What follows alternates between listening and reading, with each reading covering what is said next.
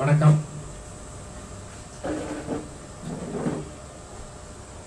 இது வந்து 8வது லெக்சரா 8 போல. நம்ம இதுக்கு முன்னாடி நம்மளுடைய சொற்பொழிவு வந்து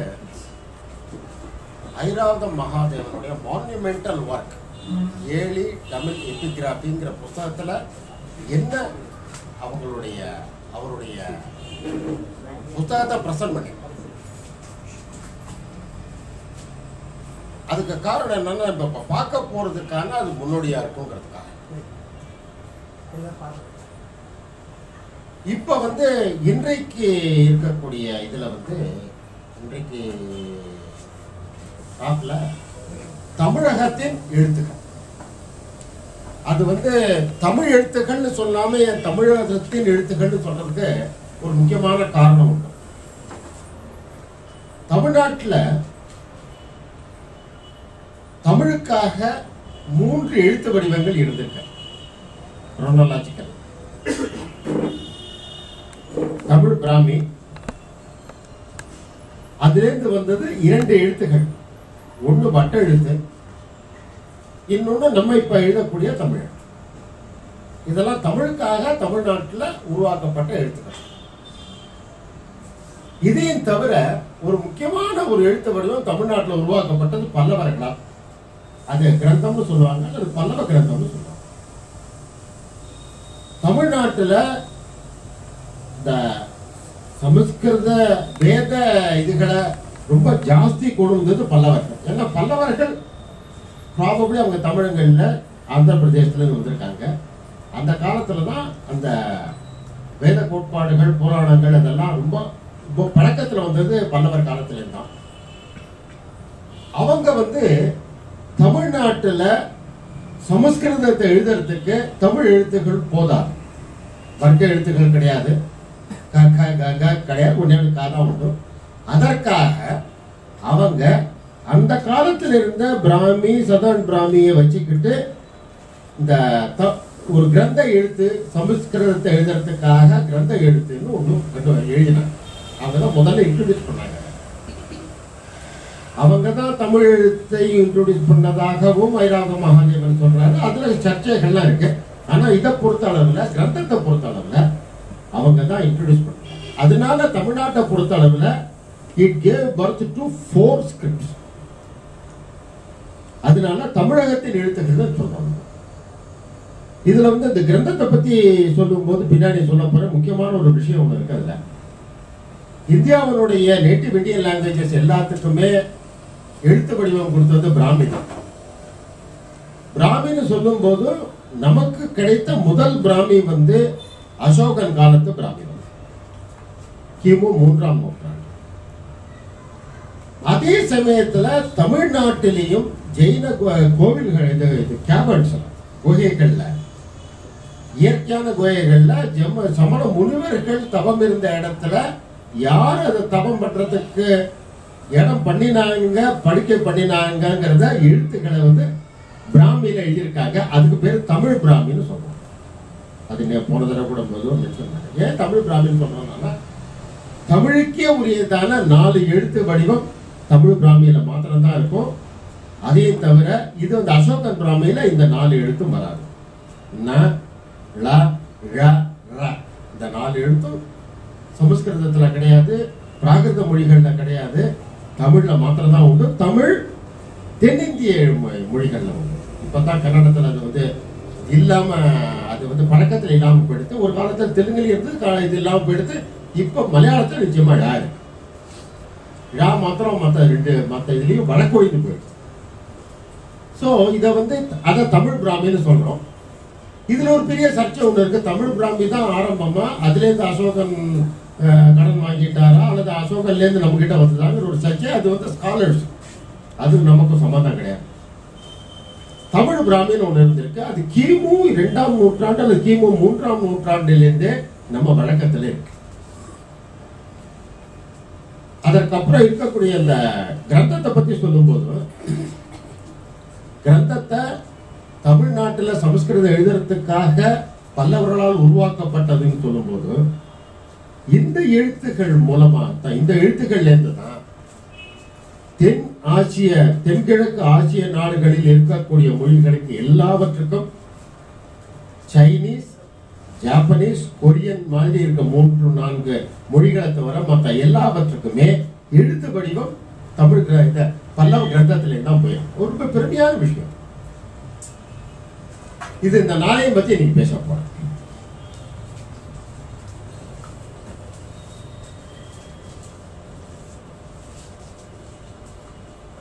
அந்த ரொம்ப ரொம்ப காலம் இந்த எழுத்துக்களை பத்தி ஜாஸ்தி நமக்கு தெரியாம இருக்கு. இந்தியாவிலேயே இவர் பிரின்சப் வரதுக்கு முன்னாடி நமக்கு பிராமிய படிக்க தெரியல. ஏன் நம்ம ராஜராஜன் கட்டின பிரகதீஸ்வரர் யார் கட்டினாங்கன்னு 150 வருஷத்துக்கு முன்னாடி நமக்கு தெரியாது. 150 வருஷத்துக்கு முன்னாடி மகாபலிபுரத்தில் என்ன இருந்ததுன்னு தெரியாது, எல்லாம் மணல் படி இருந்தது. ஸோ ஆனா தமிழை பொறுத்தளவுல எந்த காலத்துல படிக்க முடிஞ்சதோ அப்ப 2 எழுத்துக்கள் வழக்கத்தில் ஒன்று தமிழ் எழுத்து, இன்னொன்னு வட்ட எழுத்து. இந்த வட்ட எழுத்துங்கிறது தமிழ் எழுதுறதுக்காக மலையாள நாட்டுல, கேரளத்துல 18ஆம் நூற்றாண்டு வரையிலும் வழக்கத்துல இருந்திருக்கு இந்த வட்ட எழுத்துன்னு சொல்லக்கூடிய. ஆனா தமிழ்நாட்டுல அது 8ஆம் நூற்றாண்டுக்கு அப்புறம் வழக்கொழிந்து போயிடுது. தமிழ் தான் ரெகுலரா வந்துகிட்டு. ஆனா எல்லாரும் யோசனை பண்ணிட்டு இருந்தாங்க 2 எழுத்து இது, ஒரே மொழிக்கு 2 எழுத்துக்கள் எதுன்னு அவ்வளவு சர்ச்சை இருந்தது. அப்புறம் தான் தெரிஞ்சது இது மாத்திரம் இல்ல, இதுக்கு முன்னாடி ஒண்ணு இருந்திருக்கு அப்படின்னு. ரொம்ப காலமா சீவன் கலெக்டர் இருந்தார் இதுல மதுரையில 1883 நம்ம வருஷம். அவர் மாங்குளத்துல ஒரு எழுத்தை கண்டுபிடிச்சார். அது தமிழ் பிராமி. அது பிராமியில் எழுதினது. அது எந்த பாஷையில் எழுதப்பட்டது, அது என்ன எழுதப்பட்டதுன்னு கண்டுபிடிக்கிறதுக்கு ஒரு 20-30 இயர்ஸ் ஆயிடுச்சு. 1924 தான், 1924 தான் கேபி சுப்பிரமணிய ஐயர் முதல்ல கம்ப்ளீட்டா இது இந்திய தமிழ்நாட்டு மொழி, தமிழ் மொழி, தென்னிந்திய திராவிட மொழியினுடைய எல்லா கூறுகளும் இருக்குன்னு கம்ப்ளீட்டா ஐடென்டிஃபை பண்ணது 1924 தான். ஸோ முதல்ல ஆரம்பத்தில் எல்லாம் யோசனை பண்ணா 2 எழுத்து இருக்குன்னு, அதுக்கு போதாம இன்னொரு எழுத்து கூட அதுக்கு முன்னாடி இருக்கு.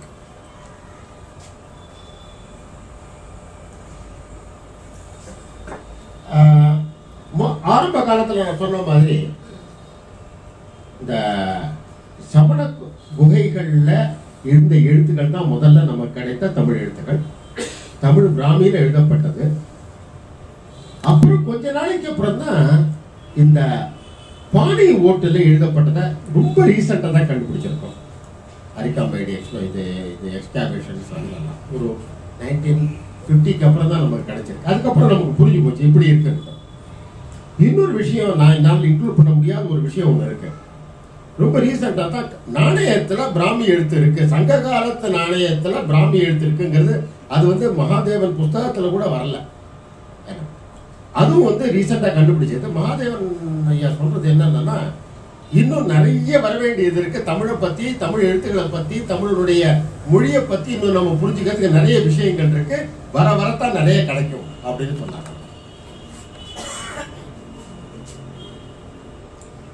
இன்னொரு விஷயம் ஆரம்ப காலத்துல இது தமிழ் எழுத்துன்னு தெரியாத காலத்துல அந்த எழுத்துக்களை சமண குகைகள்ல இருக்கக்கூடிய எழுத்துக்களை படிக்க எல்லாரும் பார்த்திருக்காங்க. உடனே நார்மல் என்ன பண்ணிருப்பாங்க, இந்தியா முழுக்க எல்லா இடத்துலயுமே பிராகிருத மொழிகள்ல எழுதினதுனால பிராகிருதமா இருக்கணும் படிக்க ஆரம்பிச்சு பார்த்தாக்க ரொம்ப கஷ்டப்பட்டா முடியல. அது ஒரு பெரிய கதை. அதைத்தான் பத்தி நான் போன லெக்சர்ல சொன்னேன். யாருக்கா மறைக்கிறது இதை இந்த இதுல ஒவ்வொரு காலத்திலும் இருந்த எழுத்துக்களை சட்டன் சாம்பிள்ஸ் எடுத்து வச்சுக்கிட்டு நான் எக்ஸ்பிளைன் பண்ண போறேன். ஏதாவது டிஸ்கஷன் தான் நீங்க நடுவில் எப்போ வேணாலும் நடுவில் எழுதிக்க. தமிழை பொறுத்த அளவில் நம்ம ஆரம்ப காலத்து எழுத்துக்கள் சொல்லும் போது கிமு 3ஆம் நூற்றாண்டிலிருந்து தான் இந்திய எழுத்துக்களினுடைய இந்தியாவிலே எழுத்துக்கள் நமக்கு இப்போ கிடைச்சிருக்கு. அதுக்கு முன்னாடி எழுத்து இருந்ததா இல்லையா, அதற்கு முன்னாடி வேற ஏதாவது இது இருந்ததாங்கிறது நம்ம வேற ஏதாவது எழுத்து இருந்ததான்னு தெரியாது. அசோகன் காலத்துக்கு அப்புறம் தான் நம்ம கிடைக்கிறது. அப்படி பார்க்கும்போது வடநாட்டுல அசோகனுடைய ராஜ்யத்துல முழுக்க பிராகிருத மொழிகள்ல எழுதப்பட்ட எழுத்து வடிவமும் தமிழ்நாட்டில் தமிழ்ல எழுதப்பட்ட எழுத்து வடிவம் தான் இந்தியாவிலேயே முதன்மையானது. சமஸ்கிருதம் எழுதப்பட்டது 4ஆம் நூற்றாண்டுக்கு அப்புறம், கிபி 4ஆம் நூற்றாண்டுக்கு அப்புறம் தான் எழுத்து வடிவம் நம்ம பார்க்கிறோம். அது முன்னாடி ஒரு லெக்சர்ல நம்ம பார்த்துருக்கோம். ஜுனாகதி இதெல்லாம் முதல்ல நமக்கு தேவநாகரியில வந்து இது ஒரு முக்கியமான ஒரு விஷயம். இந்த தமிழ் பிராமியில ஆரம்பிச்சதுக்கு அப்புறம் தமிழுக்காக வட்ட எழுத்து, இப்ப நம்ம எழுதக்கூடிய தமிழ் எழுத்து 2 வந்து இது வந்து ரொம்ப ரொம்ப இன்ட்ரெஸ்டிங்கான ஒரு விஷயம். இந்த தமிழ் எழுத்துங்கிறது நமக்கு முதல்ல கிடைக்கிறது சமண குகைகள்ல நான் சொன்ன மாதிரி கிமு 3ஆம் நூற்றாண்டிலிருந்து தான். அதுக்கப்புறம் கண்டினியூஸா கிடைச்சிருக்கு. வட்டெழுத்து வந்து 8ஆம் நூற்றாண்டுக்கு அப்புறம் தமிழ் எழுதுறதுக்காக தமிழ்நாட்டில் உபயோகப்படுத்தல. ஆனா அதே சமயத்தில் 18ஆம் நூற்றாண்டு வரையிலும் கேரள நாட்டுல தமிழ் எழுதுறதுக்கு உபயோகப்படுத்திருக்காங்க. ஃபார் இன்ஃபர்மேஷன், 18ஆம் நூற்றாண்டு வரையிலும் திருவாங்கூர் கொச்சியினுடைய அபிஷியல் லாங்குவேஜ் தமிழ் தான், கோர்ட் லாங்குவேஜ். இந்த நான் சொன்ன மாதிரி இந்த தமிழ் எழுத்துக்கும் மௌரிய அசோகன் பிராமின்னு சொல்லக்கூடிய வடநாட்டில் எழுதக்கூடிய பிராமிக்கும் வித்தியாசம் என்னன்னா, தமிழ் எழுத்துக்கள்ல 4 ஸ்பெஷல் கேரக்டர்ஸ் தமிழுக்கே உரித்தது. அது வடநாட்டு பாஷைகள்ல பிராகிருதத்திலேயோ வடமொழிகளிலேயோ இல்லாத, இண்டோ ஜெர்மனிக் இண்டோ யூரோப்பியன் லாங்குவேஜஸ்ல இல்லாத ஒரு 4 எழுத்துக்கள் வந்து குண்டுரா, 2 சுழிம, ழ, ழ. அதுக்கப்புறம் இன்னொரு முக்கியமான இது போன தடவை கூட நம்ம ஐராவத மகாதேவனுடைய புத்தகத்தை படிக்கும்போது பண்ணோம். தமிழ்ல வந்து தமிழ்ல திராவிட மொழிகளில் முக்கியமானது வந்து இக்கை சீட்டை தனித்தனியா சொல்ல வேண்டிய நிலைமை இருக்கு. நம்ம புள்ளி வச்சு சொல்றோம். நம்ம இப்ப வந்தான் அப்படின்னு கடைசியில புள்ளி இது பண்ணும் போது என்ன பிராகிருதத்திலேயே இருக்கட்டும் வடமொழியிலேயே இருக்கட்டும் அநேகமாக எக்ஸப்ஷன்ஸ் இருக்கு. அநேகமாக எந்த சொல்லுமே ஒரு உயிர் எழுத்திலேயோ அல்லது இந்த ஹா இம்முல இந்த மாதிரி தான் இருக்குமே தவிர ஒரு இத மெய் எழுத்துல கிடைச்சிட முடியாது. அது வந்து முக்கியமான ஒரு விஷயம். அதனால இந்த இக்கை சீட்டெல்லாம் நம்ம எழுத வேண்டிய நிலைமை ஒண்ணு இருக்கு. வந்தான் இந்தான். இன்னொரு விஷயம் வந்து வடமொழியில வடநாட்டு மொழிகள் அதாவது இண்டோ யூரோப்பியன் லாங்குவேஜஸ்ல இல்லாத 2 ஸ்பெஷாலிட்டி நமக்கு வந்து ஏ இருக்கு. எல்லாத்திலையும் இண்டோ யூரோப்பியன் லாங்குவேஜஸ்ல ஏ கிடையாது. அதே மாதிரி ஓ இருக்கு, ஓ கிடையாது. இது 2 எழுத வேண்டிய நிலைமை. அதனாலதான் தமிழ் பிராமிக்கும் அசோகன் பிராமிக்கும் உள்ள வித்தியாசத்தை நம்ம பார்க்க முடியும்.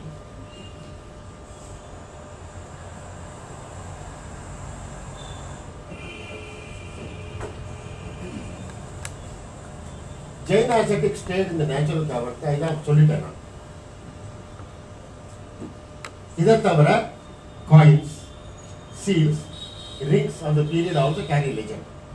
அப்புறம் வந்து pottery நமக்கு கிடைச்ச முகம் இதெல்லாம் வந்து தடயமெல்லாம் வந்து சமண குகைகள்ல இந்த நாணயங்கள்ல பாட்டரி இன்ஸ்கிரிப்ஷன்ஸ் அந்த சீல்ஸ் இதுல இருக்கக்கூடியதுல இருந்தா நம்ம வந்து தமிழுடைய வளர்ச்சியை தமிழ் எழுத்துக்களுடைய வளர்ச்சியை பார்க்க முடியும்.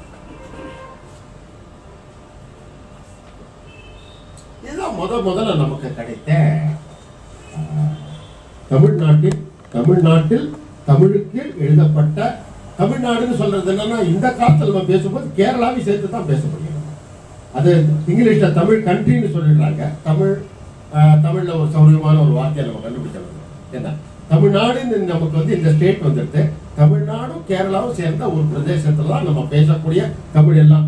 மலையாளம் 14ஆம் நூற்றாண்டுக்கு போது மலையாளம்னு ஒரு ஐடென்டிட்டி தனியா கிடையாது. மலையாளம்ங்கிறது 14ஆம் நூற்றாண்டு அந்த சமயத்துலதான் வந்தது. அதனால அங்கே பேசப்பட்டதும் தமிழ் தான். இது வந்து முதல் இன்ஸ்கிரிப்ஷன்.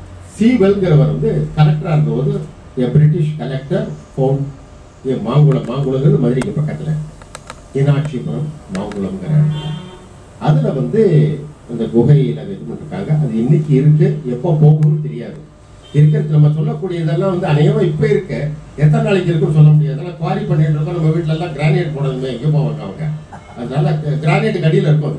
இப்ப கபாலி கோவில்ல ஒரு 50% இது இன்ஸ்கிரிப்ஷன்ஸ் வந்து டைல்ஸ் போட்டு மறைச்சிட்டோம், செவத்துலயும் இதுலயும் போட்டு கம்ப்ளீட்டா மறைச்சிட்டோம். அதனால இந்த இப்ப போய் யாராவது போய் பார்த்துட்டு வந்துடலாம்.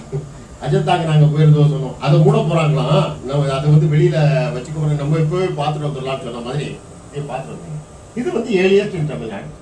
இதுல ரொம்ப முக்கியமானது என்னன்னா, இதுல நான் காமிக்க போற 3-4 சாம்பிள்ஸ் வந்து ஒரு சரித்திர சம்பந்தப்பட்ட இது இருக்காங்க. இதுல வந்து முதல் மாத்திரம் இல்ல, இதுல நெடுஞ்செழியன் என்ற அரசனை பற்றியான குறிப்புகள். இந்த நெடுஞ்செழியன் நம்ம எந்த நெடுஞ்செழியன் 2-3 அரசர்கள் இருந்திருக்காங்க, எந்த நெடுஞ்செழியன் தெரியல. இந்த காலத்துல இருந்திருக்கக்கூடிய பாண்டிய அரசன் நெடுஞ்செழியனாக தான் இருந்திருக்க முடியும். அது ரொம்ப இம்பார்ட்டன்ட். இந்த சீவல்ங்கிறவர் ரொம்ப இம்பார்ட்டன்ட். அவர் வந்து காஞ்சிபுரம் கலெக்டரா இருக்கார். இதுக்கப்புறம் நினைக்கிறேன் 1893 ஒரு இம்பார்ட்டன்ட் டிஸ்கவரி. அதுக்கு முன்னாடி வரலும் தமிழ்நாட்டிலேயே கோவில்கள்னு சொன்னா சோழர் காலத்து கோவில்கள் தான் கோவில். அதுக்கு முன்னாடி இருந்த கோவில் அவங்க ஒண்ணுமே தெரியாது, ஒண்ணுமே ஐடியாவே கிடையாது. அவர் காஞ்சிபுரத்துல வந்து எங்கேயோ போய் பார்த்துட்டு புதர் இதெல்லாம் வெட்டி இது பண்ணா பார்த்தா கைலாசநாதர் கோவில் தெரியும். யோசனை பண்ணி பாருங்க, இன்னைக்கு கைலாசநாதர் கோவில்ங்கிறது ஒரு அற்புதம். அதை கட்டினார் ராஜசிம்மன். கொஞ்ச நாளைக்கு வழிபாடு இருந்திருக்கும் போது அப்புறம் மறந்துட்டோம். இதை நம்ம அங்கோர் பத்து மாதிரி எல்லாம் புதர் இது இருந்ததே தெரியாது. அது மாத்திரம் இல்லை, மதங்கேஸ்வரா இருக்கட்டும், ஐராவதேஸ்வரா இருக்கட்டும், முக்தேஸ்வரா இருக்கட்டும், ஒரு கோவில் கூட ஒருத்தருக்குமே தெரியாது. இவர் தான் முதல்ல போய் அதை பார்த்து அதை கண்டுபிடிச்சு அதை கிளியர் பண்ணதுக்கு அப்புறம் தான் நமக்கு நம்மளுடைய கோவிலோட பாரம்பரியமே நமக்கு புரிஞ்சது. அதாவது ராஜராஜன் கட்டின ஏடி சோழா டெம்பிள்ஸ் 9th செஞ்சுரிக்கு முன்னாடி 7ஆம் நூற்றாண்டிலேயே இவ்வளவு பெரிய கோவில் கட்டிருக்காங்கிறத இந்த சீவல் கண்டுபிடிச்சதுக்கு அப்புறம், சீவல் கண்டுபிடிச்சு ஒரு 10 வருஷத்துல 1986 பண்ணாங்க. 10 வருஷத்துல அலெக்சாண்டர் ரீன்ட்டு ஒரு அனதர் இண்டாலஜிஸ்ட், அவர் ஒரு அட்மினிஸ்ட்ரேட்டர் தான், அவர் ஒரு புத்தகம் போட்டிருக்காரு கைலாசநாதர் கோவிலுக்கு. I am pretty certain even today nobody can do that. கையால போட்டிருக்காங்க. இதுதான் அந்த கையெழு, இந்த கல்வெட்டு. இது வந்து செகண்ட், ரொம்ப நாளைக்கு வந்து 3rd century BC-ன்னு சொல்லியிருந்தாங்க. நான் சொல்ற டேட் எல்லாம் வந்து ஐராவத மகாதேவர் புத்தகத்தில் இருக்கக்கூடிய டேட்டு.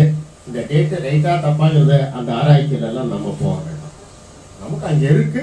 அது வந்து மகாதேவர் 2ஆம் நூற்றாண்டுன்னு சொல்றாரு, கிமு 2ஆம் நூற்றாண்டு சொல்றாரு. அதைத்தான் நம்ம எடுத்துக்கிறோம். நம்ம கரெக்ட் தப்புக்கிறத பத்தி பேசவே கிடையாது. இதுல என்ன இது இருக்குன்னா, ஒரே ஒரு வார்த்தையை மாத்திரம் இருக்கு, கனி நந்த அசிரி அப்படின்னு போட்டு இப்படி போட்டுருக்கு. இதை வந்து நான் போன தடவை பார்த்தபோது கூட உங்களுக்கு நான் சொல்லிருப்பேன். க அப்படிங்கிறது ஒரு பிளஸ் மாதிரி, அது மேல ஒரு கோடு போட்டோம்னா காவாயிடும். இந்த இடத்துல அந்த காவாத்தான் யூஸ் பண்ணியிருக்காங்க. அது வந்து இந்த ஸ்கிரைபல் எரர்ஸ்னு சொல்லிடுவாங்களோ இருக்கும். அது வேற இன்னொரு கோடு போட்டா கு, இன்னொரு கோடு போட்டா கு. இது மாதிரியே யூனிஃபார்மா இருக்கக்கூடியது போன லெக்சர்ல சொன்னேன். கனி நந்த அசிரி அப்படின்னு எழுத்து, அந்த காலத்து எழுத்து எப்படி இருக்குன்னு பாருங்க, இந்த காலத்து எழுத்து நம்ம எப்படி இருக்குங்கிறத ஒரு கான்செப்ட் தான் பண்ண. ஒரே ஒரு விஷயம், யா ஒண்ணுதான் அந்த காலத்தை இன்னி வர ஒரே மாதிரியா இருக்கு. மூணாவது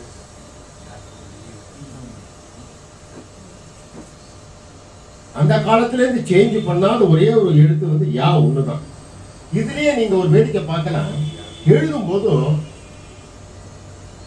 தமிழுக்கு இல்லாத ஒரு எழுத்து இருக்கு பாருங்க, ஆசிரிங்கிறது. அந்த அந்த சா இது வந்து அந்த வடநாட்டு பிராமியிலிருந்து எழுதப்பட்டது. இது என்ன எழுதிருக்குன்னா, கனி நந்த அசிரி கு அங்கே தம்மம் இந்த நெடுஞ்செழியன். நெடுஞ்செழியன் அப்படின்னா அர்த்தம் தமிழ்ல இன்னைக்கு இருக்கக்கூடிய தமிழ் எழுதுனா, குரு நந்தசிரி குவனுக்கு தர்மம் இது நெடுஞ்செழியனின் எட்ஸெட்ரா எட்ஸெட்ரா எட்ஸெட்ரா.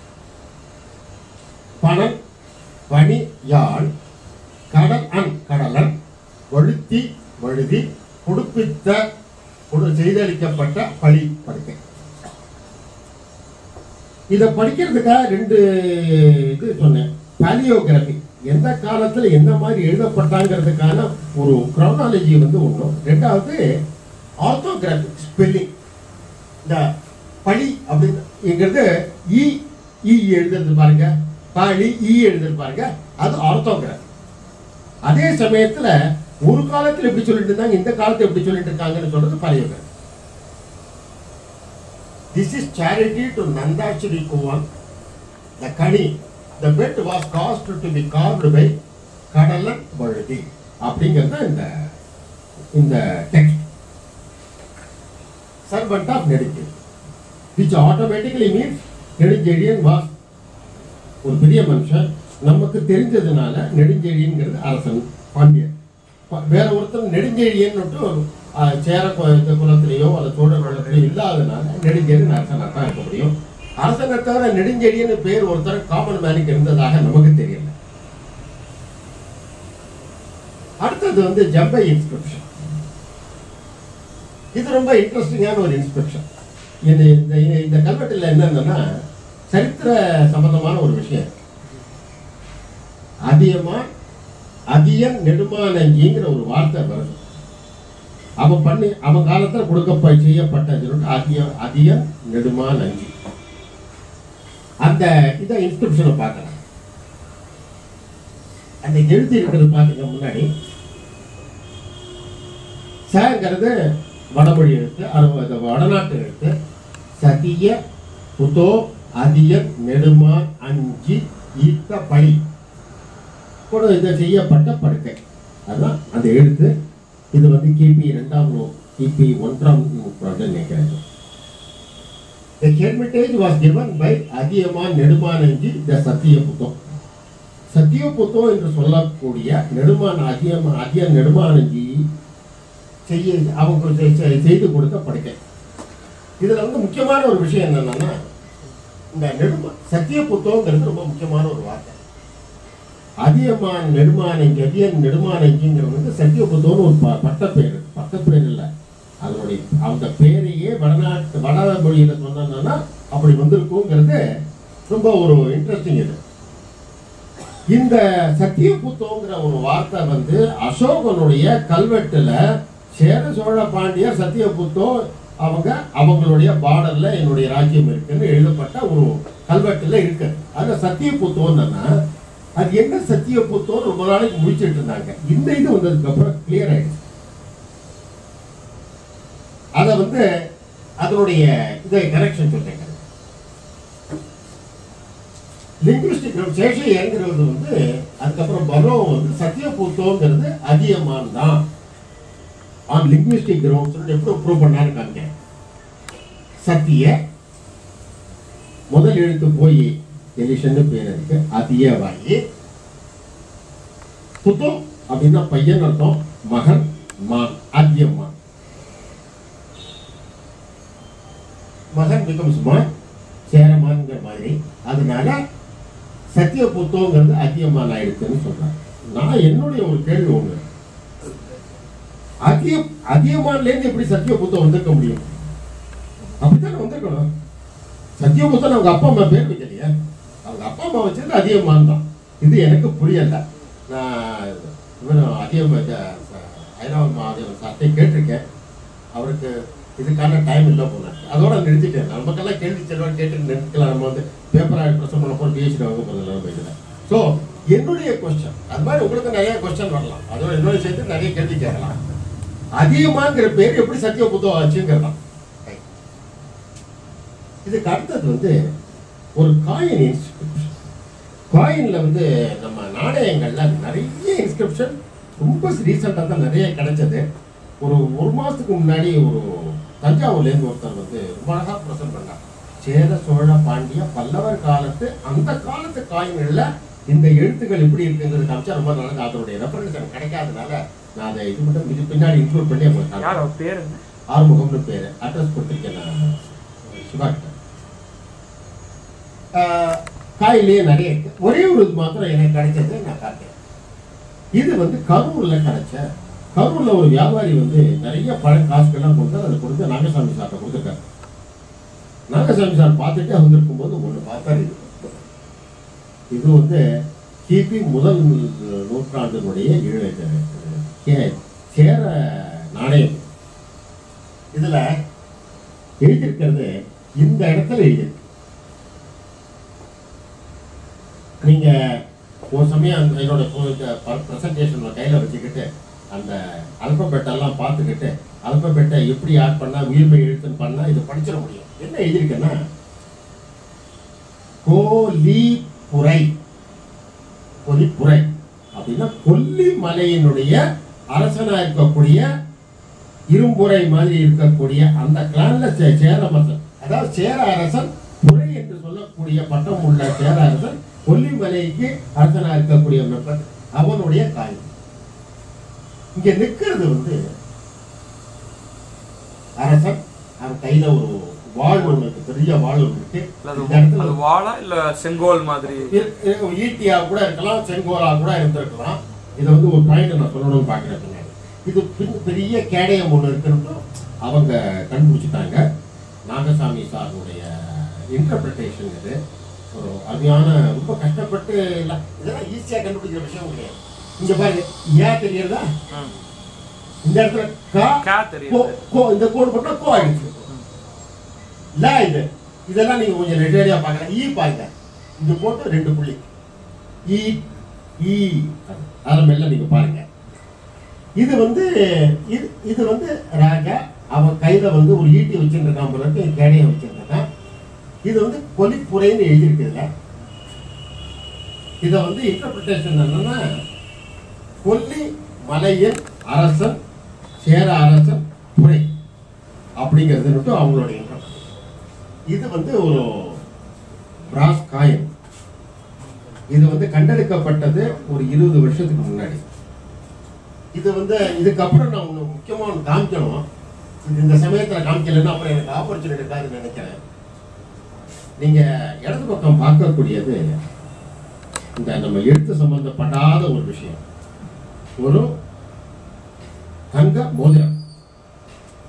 கரூர் பக்கத்தில் இருக்க அமராவதியினுடைய படுகையில கிடைச்ச ஒரு மோதிரம். இது வந்ததுக்கு அப்புறம் இது வந்து கிபி முதல் நூற்றாண்டினுடைய மோதிரம். இதை டேட் ஐடென்டிஃபை பண்ணிட்டாங்க எக்ஸ்பர்ட். நம்ம அதை கொஸ்டின் பண்ண வேண்டாம். இதுல பார்க்கக்கூடிய இந்த தலைவன் தலைவி இருக்குங்க பாருங்க. இது வந்து நம்ம இதுவரையிலும் அந்த காலத்துல நமக்கு தெரிஞ்ச வரையிலும் 7ஆம் நூற்றாண்டு முன்னாடி நமக்கு எந்த விதமான சிற்பமும் கிடைக்கல. தமிழ்நாடு கிட்டத்தட்ட பார்க்கணும்னா ஒரு லிங்கம் கவுடமல்லத்துல கிடைச்ச ஒரே ஒரு லிங்கம் ஒண்ணுதான் கிடைச்சிருக்கு. அதுக்கு முன்னாடி பின்னாடி நமக்கு ஒண்ணுமே கிடைக்கல. இது கிடைச்சதை நீங்க பாத்தீங்கன்னா முதல்ல வந்து நம்ம ஊர்ல இருந்திருக்கக்கூடிய ஒரு சீஃப்டன் அப்படிங்கிறது நல்லா தெரியுது. மோர் தேன் தட், இந்த மாதிரியான ஒரு அழகு, இந்த மாதிரியான கிளாசிக்கல் பீஸ், இது மொத்தமே இதோட ஹைட்டே 1 இன்ச்சு தான். மொத்தமே 1 இன்ச்சு தான் தங்கத்துல பண்ணது. அவ்வளவுதான். இதை பார்த்த முதல் எனக்கு வந்து நான் வந்து நாகசாமி தான் என்ன இது வந்து ஐராவத மகாதேவன் கண்டெடுத்து இதை வந்து ரிசர்ச் பண்ணதெல்லாம் நாகசாமி. வருத்தத்தக்க விஷயம் என்னன்னா காணாம போயிடுச்சு. நம்ம தமிழ்நாட்டினுடைய பொக்கிஷம்னு சொல்லக்கூடியது இது. எப்படி ராஜராஜனுடைய கோவில் எவ்வளவு நமக்கு முக்கியம்னு சொல்றோமோ அது மாதிரியான முக்கியம். என்ன காரணம் என்னன்னா கிளாசிக்கல் பீஸ். நீங்க வந்து எந்த விதமான ஒரு இதையும் எடுத்து அளவுகோலை வச்சுக்கிட்டு அழகானது எதுன்னு சொன்னா நிச்சயமான அழகுல முக்கியமான ஒண்ணு. ஆனா இது கண்டெடுத்து பார்த்து எல்லாம் போட்டோ எடுத்து காணாமல் போனதுங்கிறது இவ்வளவு மொத்தமான செய்தி. எங்கேயாவது அமெரிக்கன் இதுல மியூசியத்துல இருக்கும், ஆனா அங்கேயாவது பத்திரமா இருக்கும். ரொம்ப அழகா இருக்கு. என்ன ஸ்டான்ஸ், என்ன இது நம்ம இப்ப ஐக்கனோகிராஃபி எல்லாம் படிச்சிருக்கோமே, நம்ம படிச்சதுக்கு பாருங்க. இது மாதிரி சிற்பம் வந்து பிற்காலத்துல பல்லவர் காலத்துல வந்திருக்கு. அதுக்கப்புறம் நம்ம ஏழி சோழா டெம்பிள்ஸ் அதுக்கப்புறம் கிடையவே கிடையாது. இந்த மாதிரி கிடையாது. அப்படிப்பட்ட ஒரு அற்புதமான பொக்கிஷம் லாஸ்ட். அவ்வளவுதான்.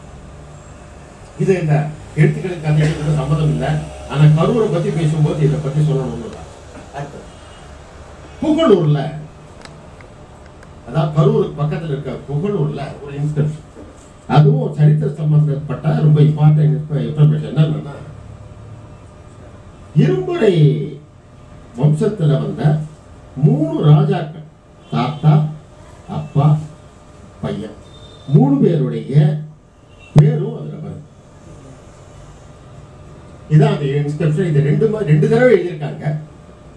முதா ஆமண்ணன், யாற்றூர் செங்காயப்பன் உரை கோ ஆதன் செல்லிரும் பொறை மகன், கோ ஆதன் செல்லிரும் பொறை மகன், பெருங்கடுங்கோன் மகன்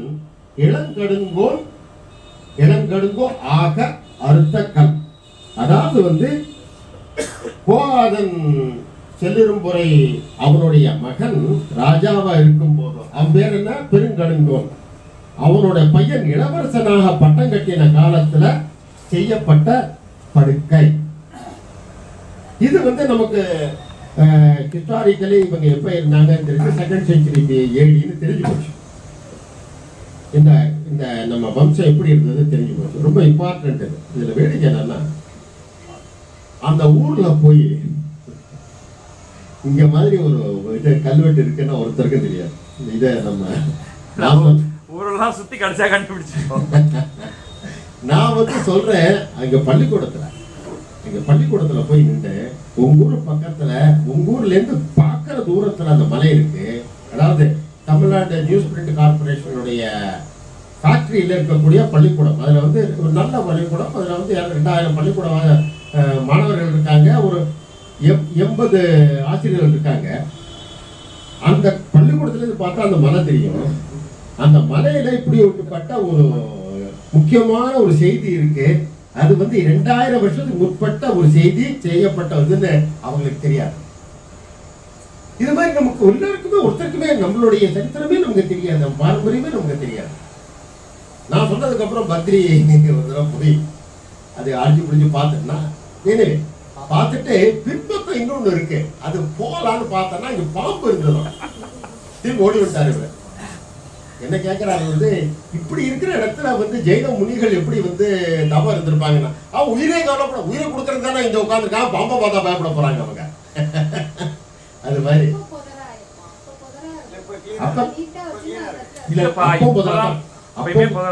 அப்போ புதரத்தான் இருந்திருக்கும். அவங்க அந்த இடத்துல கிளீன் பண்ணிருப்பாங்க. அப்போ நல்லா புதரா இருந்திருக்கும். இப்போ ஜன்னல் நடமாட்டம் இருக்காங்க, ஒண்ணுமே கிடையாது. இல்ல என்ன கூட்டின்னு போனவர் ஏய் உட்காரான்னு ஏதோ அவர்கிட்ட பேசிட்டு இருக்காரு அந்த பாம்புட்ட.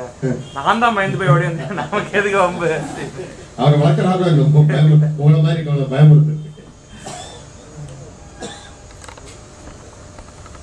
The abode of senior Jaina monk Senkayappan of Yatrur.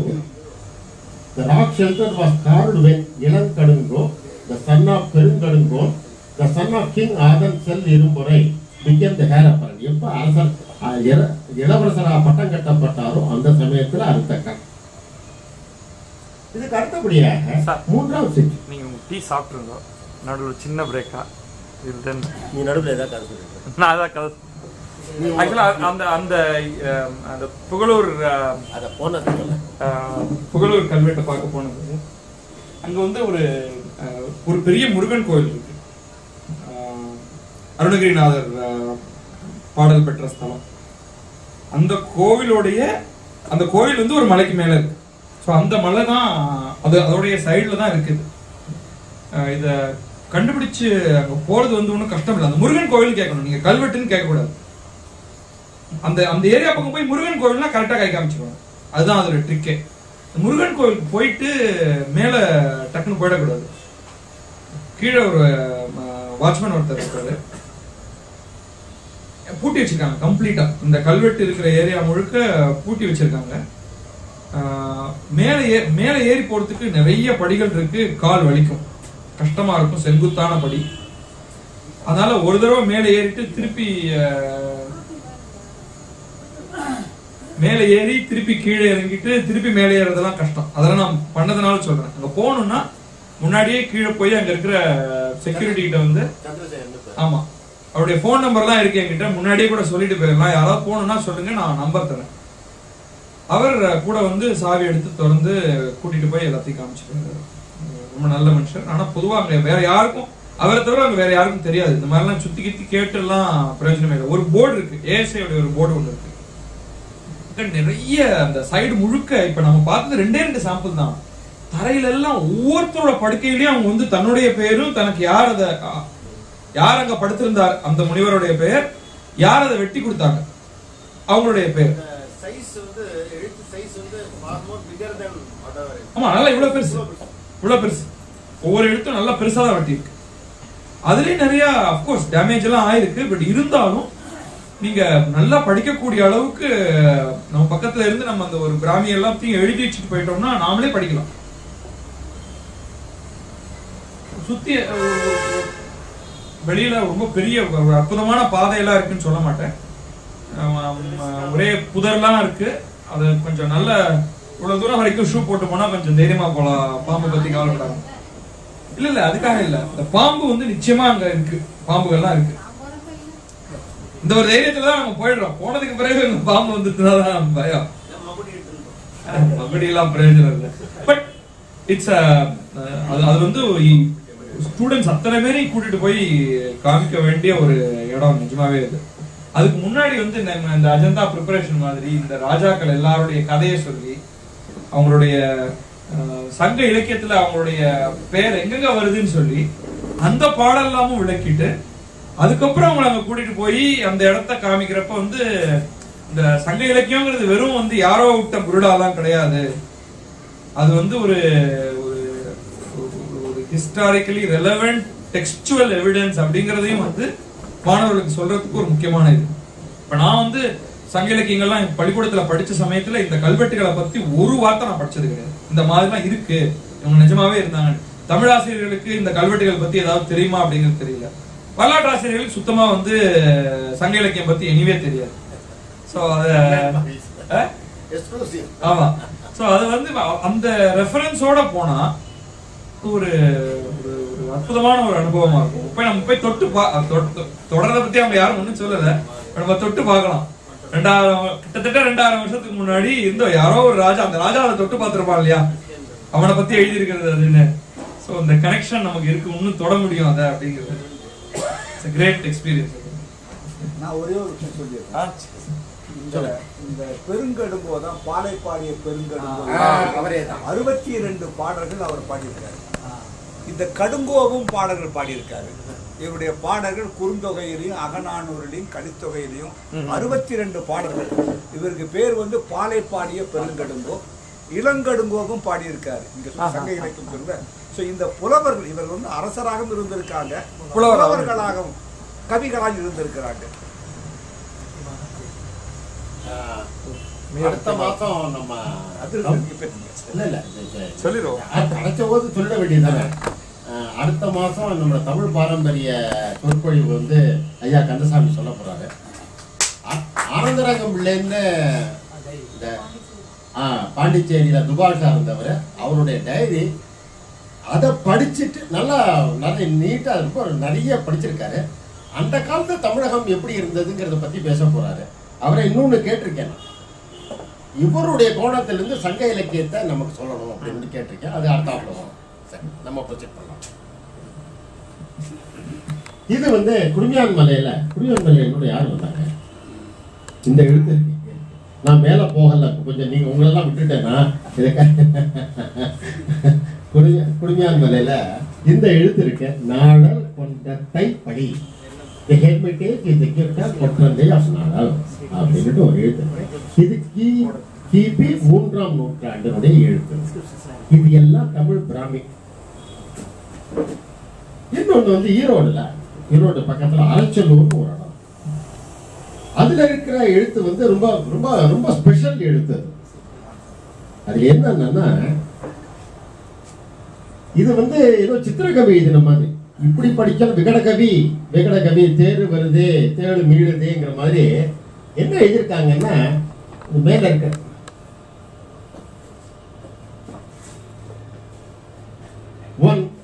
தேவன் சாத்தான்ங்கிறது எழுதி, இதை பண்ணினாங்கிறது வந்து இந்த இடத்துல எழுதியிருக்கு. இதை பத்தி தான் அடுத்ததுல காமிக்க போறேன்.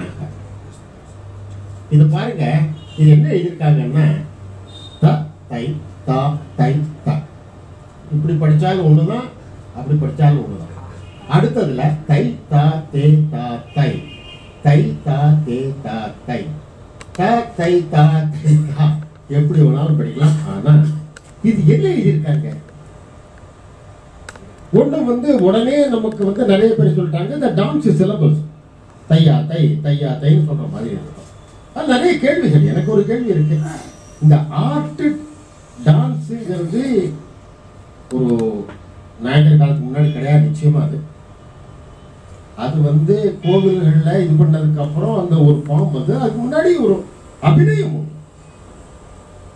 ஒரு பாட்டுக்கு அபிநயத்தோட டான்ஸ் ஆடிருக்காங்க.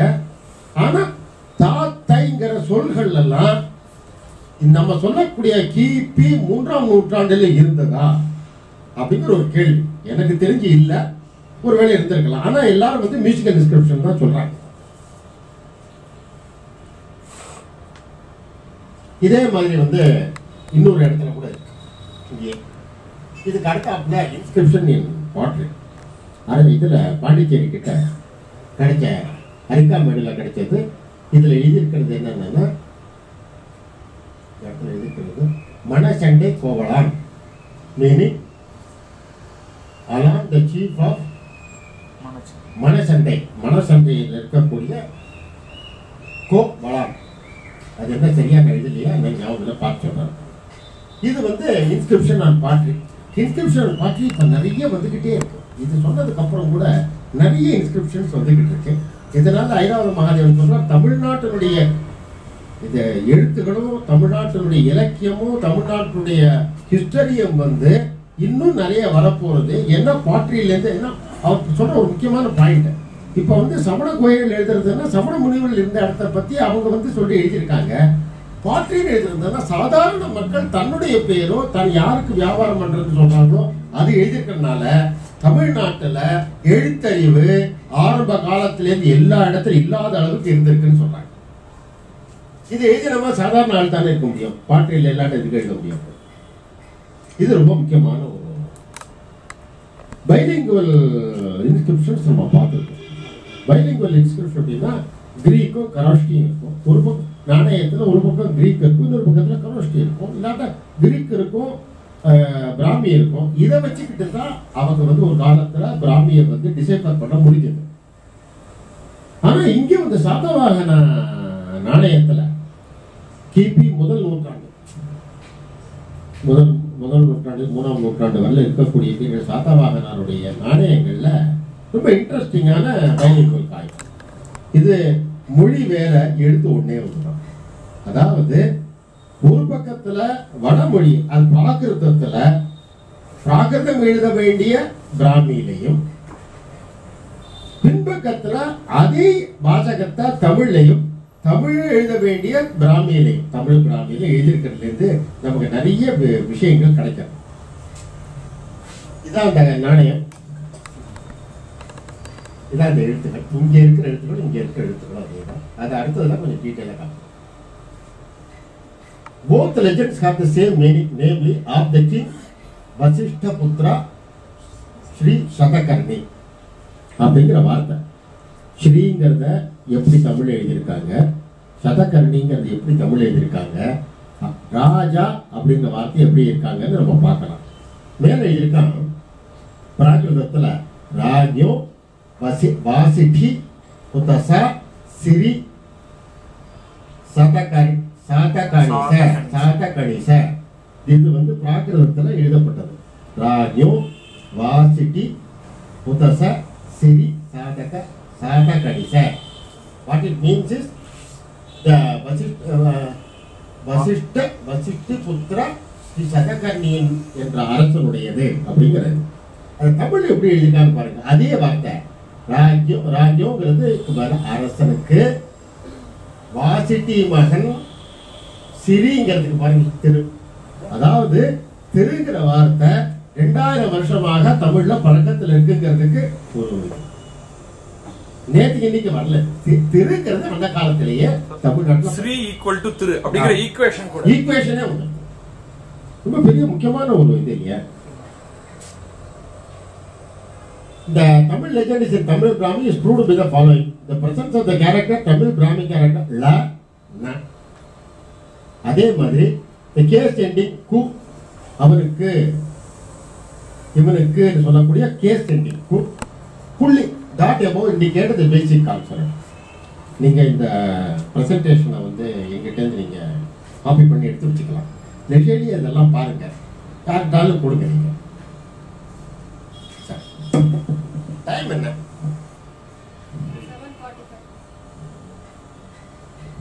7:45. இது போறதுன்னா இன்னொரு 3/4 மணி நேரம் போகும். பண்றதா இல்ல அடுத்ததுல வச்சுக்கலாம். இது ஏன்னா இது கொஞ்சம் ஆரம்பிச்சது கொஞ்சம் ஸ்லைட்லி லேட்டு தான். ஆனா இது கொஞ்சம் நம்ம எழுத்துக்கிறது கொஞ்சம் வெளிலத்தான் போகணும். அவசரப்பட வேண்டியதுன்னு சொல்லலாம். ஏன்னா அடுத்த பரீட்சை எழுத வேண்டாங்க. சிலபஸ் முடிக்க வேண்டிய அவசியம் கிடையாது. வட்டெழுத்து இருக்கு, தமிழ் எழுத்து இருக்கு, கிரந்தம் இருக்கு. இதுக்கப்புறம் என்னுடைய இதை சொல்லிடுறேன். இதுக்கு அடுத்த இந்த லெக்சர் முடிஞ்சதுக்கு அப்புறம் இந்திய எழுத்துக்கள்லாம் முடிஞ்சதுக்கு அப்புறம் எழுத்துக்கள்ங்கிறது வந்து கம்யூனிகேஷனுக்கு மாத்திரம் இல்லை, அதுக்கு வந்து எசோட்டரிக் ரிலிஜியஸ் ஸ்பிரிச்சுவல் மீனிங் இருக்கு. நம்ம வந்து யந்திரம்னு போட்டுட்டு ஸ்ரீன்னு சொல்லிட்டு நமஸ்காரம் பண்ற மாதிரி அந்த மாதிரி எழுத்துக்கள் 2 முக்கியமான எழுத்துக்களை நான் காமிக்க போறேன். ஒண்ணு வந்து சித்தம் அப்படின்னு ஒரு எழுத்து வடிவம். சித்தம்ங்கிறது வந்து 5ஆம் நூற்றாண்டு 6ஆம் நூற்றாண்டுல குப்தர் காலத்துல பௌத்த இலக்கியத்தை ரிலிஜியஸ் லிட்ரேச்சரை சைனா ஜப்பானுக்கு எடுத்து கொரியாவுக்கு எடுத்துட்டு போறதுக்காக தேவநாகரி ஸ்கிரிப்டினுடைய வேறு வடிவமாக இதை எழுத ஆரம்பிச்சு அது வந்து இப்ப வந்து ஒரு பெரிய கேலிகிராஃபி, ஒரு பெரிய ஸ்பிரிச்சுவல் லிட்ரேச்சரா போச்சு. அந்த எழுத்தையே வந்து புனிதமாக கருதப்படக்கூடிய சித்தம்ங்கிறது ஒண்ணு. அதே மாதிரி திபேத்தன்ங்கிற எழுத்து இருக்கு பாருங்க, அது வந்து இந்த சைனோ டிபேட்டன் குரூப்ல இருக்கக்கூடியது. அதுல இருக்கக்கூடிய எழுத்துக்களை வந்து எழுத்து வடிவம் கொடுத்தது நம்ம பிராமிலேருந்து வந்ததுதான். அது எப்படி பண்ணினாங்க, அதை எப்படி வந்து ஒரு ரிலிஜியஸ் ஸ்கிரிப்டா பண்ணாங்கிறது ஒரு குரூப். அது வந்து திபேத்தன் அண்ட் சித்தம் சொல்லணும்னு பார்க்குறேன். அது ஒரு லெக்சர்ல முடிச்சிருவேன். அதுக்கு அடுத்தது வந்து most scientific script of the வேர்ல்டுன்னு கொரியனை சொல்லுவாங்க. அது 16ஆம் நூற்றாண்டுல அந்த ஊர்ல இருந்த ஒரு ராஜா சேஜோன்னு ஒரு ராஜா வந்து அது கிரியேட் பண்ணான். Consider to be the most scientific script. அது எப்படின்னா, எனக்கு கொரியன் தெரியாது, ஆனா கொரியன் எழுத படிக்க 3 மணி நேரத்தை கத்துக்கிட்டேன். என்னோட புத்தாலியா நீங்க எல்லாம் வந்து 4 மணி நேரத்தை கத்துக்கலாம். அது ரொம்ப முக்கியமான ஒரு எழுத்து. உலகத்திலேயே ரொம்ப சயின்டிபிக்கா ஸ்கிரிப்ட்னு சொல்லக்கூடியது கொரியன். அது கடைசியில அலங்கார எழுத்துகள்ங்கிறதுக்கு ஒரு அற்புதமான ஒரு எழுத்து வடிவம் வந்து அரபிக் ஸ்கிரிப்ட். அதான் என்னுடைய கடைசி லெக்சரா இருக்க போகுது. இன்னைக்கு வந்து எனக்கு வந்து இதுக்கு மேல எனக்கு இதோட நிறுத்திக்கலாமோ தோன்றது எனக்கு. ஏன்னா இன்னொரு இதை முடிக்க முடியாது. எப்படியும் அடுத்த தடவை இதை முடிச்சுட்டு டைம் கிடைச்சா கொரியனை முடிச்சுட்டு அதுக்கப்புறம் இருக்கும். சரிங்களா? ஏதோ ஒரு இன்ஸ்கிரிப்ஷன்ஸ் 5 minutes. இது நீ போடு. 5 minutes தான் சார்.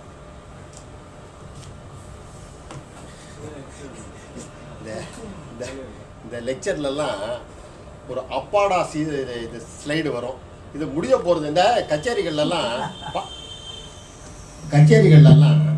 ஒரு பாட்டு பாடினவனு கைதட்டுறது வேற ஒன்றும் காரணம் இல்லை, ஒரு ரிலாக்ஸேஷன். அப்பாடா முடிச்சாரையா ஒரு வழியா அப்படிங்கிற மாதிரி. அது மாதிரி சில விஷயங்கள்லாம் அப்பாடா ஸ்லைடு நட்டும். இந்த கடைசி ஸ்லைடு வந்தோடனே அப்பா ஒரு வழியாக முடிஞ்சதுங்கிற மாதிரி ஒரு இப்போ ஒரு ஸ்லைட் டைவர்ஷன்.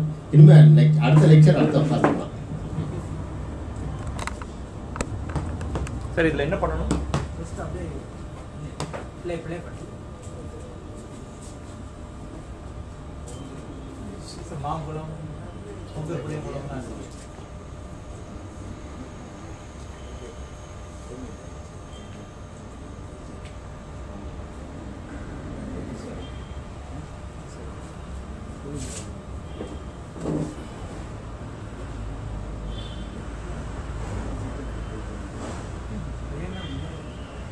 பிடியில் வச்சுக்க போறாரா ஹீரோ?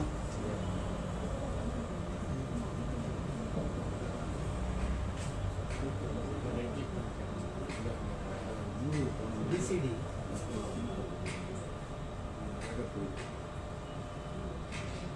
எனக்கு 2-3 கொஸ்டின் எல்லாம் இருக்கா? இது புரிஞ்சது.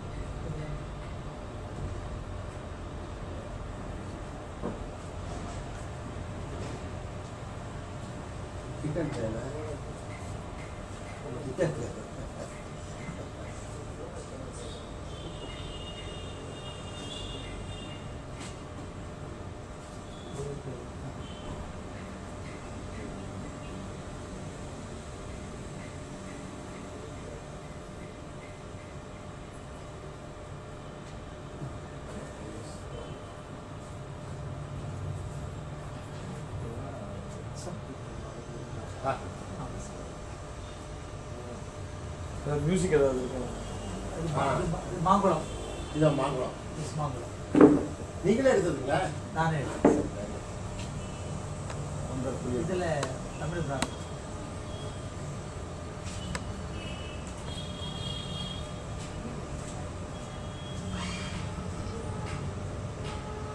பொங்கல் புளியங்குளம் நிறைய படம். எங்க சார் இருக்குது? மேலூர் கிட்ட சார் மேலூருக்கு முன்னாடி. ஆமாம்.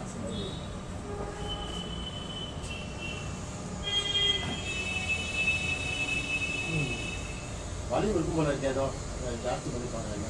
இங்க இருக்கும். ஸ்பீக்கர்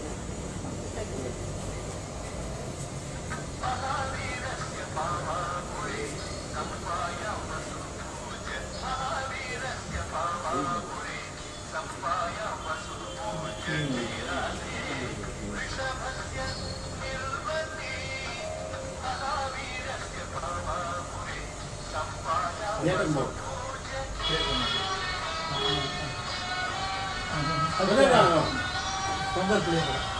இது இந்த இது இருக்க ஒரே ஒரு நிமிஷம் நிறுத்துங்க.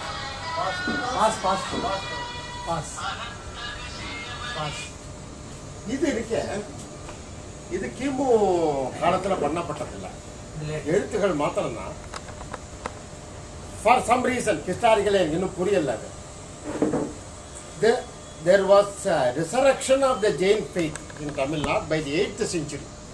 8th century தானே சார்? Yes. 8ஆவது நூற்றாண்டுல திரும்பி பழைய இடத்துக்கு ரீஆக்குபைட். ஹிஸ்டரியில அப்படி இல்லை. நமக்கு தெரிஞ்ச ஹிஸ்டரியில சமணர்கள் வந்து தன்னுடைய மூதாதையார் இருந்த தபம் பண்ணின இடத்துக்கு திரும்பி போய் அதை ஆக்குபை பண்ணி அந்த இடத்துல இந்த மாதிரி எல்லாம் சிற்பங்கள்லாம் பண்ணியிருக்காங்க. முற்காலத்துல சிற்பம் கிடையாது, இதுக்கப்புறம் வெறும் பெட்டு தான். பிற்காலத்துல அழகான சிற்பங்கள் இருக்கு. இது நடுவில் ஒன்று சொல்லிடணும். நாங்கள் இப்போ ரீசெண்டாக போயிருந்த போது இதில் எல்லோரால ஃபர்ஸ்ட் செட் ஆஃப் கேவ்ஸ் எல்லாம் வந்து பௌத்த கேவ் இது குகை. அதுக்கப்புறம் இருக்கிறது ஹிந்து குகை. அதுக்கப்புறம் 4 ஜெயின் கேவ். இது 10ஆம் நூற்றாண்டு 11ஆம் நூற்றாண்டு. Unbelievably beautiful. நாங்கள்லாம் அதை வந்து எதிர்பார்க்கவே இல்லை. நாங்கள் வந்து இந்த மாதிரி இருக்கோம். அதனுடைய பெயிண்டிங்காக இருக்கட்டும், அதனுடைய ஸ்கல்ப்சர் டீட்டெயில்ஸு டே அப்பா, நாங்கள் அதை விட்டு வெளியிலேயே வர முடியலைங்கிறாங்க. நான் இதுவரைக்கும் இது புத்தகத்தில் கூட அந்த மாதிரி படித்தது கிடையாது. அஃப்கோர்ஸ் கைலாசநாதர் கோவில் அங்கே இருக்கிறதுக்கூடியது வந்து அன்பிலீவபிள், டோட்டலி அன்பிலீவபிள். அங்கே போய் பார்த்ததுக்கப்புறம் தான் ஒருத்தர் வந்து மனிதனால் இது பண்ணியிருக்கான்னு தெரிஞ்சதுக்கப்புறம் மனிதனால் பண்ண முடியும் தோண முடியும். அந்த இந்திர சபாவெல்லாம் இருக்கு பாருங்க, ஜெயின் ஆர்கிடெக்சர். இந்த Shiva will vouch for that. Impossible to believe. சரி, அடுத்தது அந்த 8ஆம்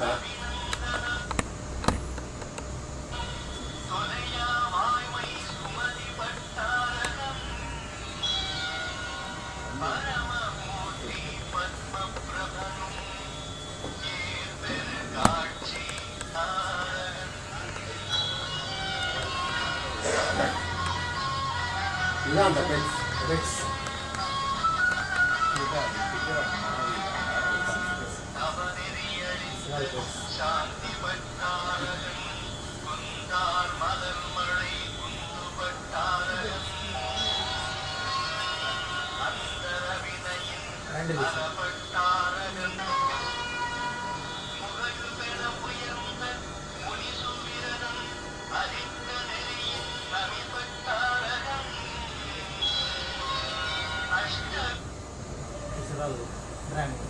Brahmin.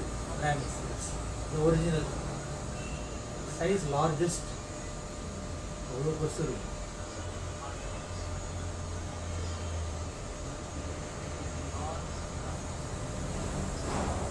யாரும் படிக்கிறாங்க போல இருக்கீங்க. அவர்தான் நீங்களே தானே? சார் நான் இல்லை சார். நீங்க என்னன்னா தப்பு தப்பா படிப்பீங்களே. யார் அவரு? ஃப்ரெண்டு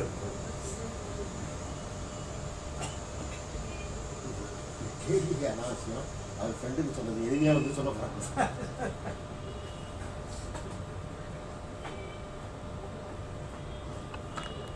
ரீசெண்டா ஒரு 25 lakhs இது கொடுத்து பாஸ்கர் எல்லாத்தையுமே ரொம்ப அழகா எல்லாத்தையும் தமிழ்நாட்டினுடைய எல்லா தமிழ் கோயில்களில் இருக்கக்கூடிய எல்லாத்தையுமே மகாதேவன் அங்க போக சொல்லி அதை ஒவ்வொன்றையுமே என்ன பண்ணிருக்காங்க, இந்த ஒவ்வொன்றையுமே இந்த ஒரு மைய வச்சு எழுதி தண்ணீர் பட்டா கரைஞ்சி போடும். மை வச்சு எழுதி அதை செக் பண்ணி சரியா இருக்கான்னு பார்த்து ரெகுலர் கரெக்டாக அதுக்கு எக்ஸ்போர்ட் கொடுத்து கம்ப்ளீட்டாக டாக்குமெண்ட் பண்ணிட்டாங்க எம்பி பாஸ்கர். ஒரு நாள் கூப்பிடுறேன். சமணர் மலை மதுரை இங்கே வட் இல்லை சமணர் இங்கே வட்டு எழுத்து இது வட்ட எழுத்து. அந்த காலத்துல அந்த 8ஆம் நூற்றாண்டு கிட்டத்தட்ட வட்ட எழுத்தா பாருங்க. இது வட்ட எழுத்து.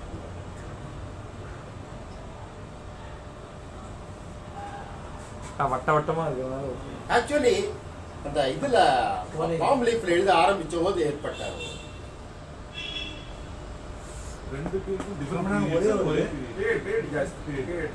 அது கிமு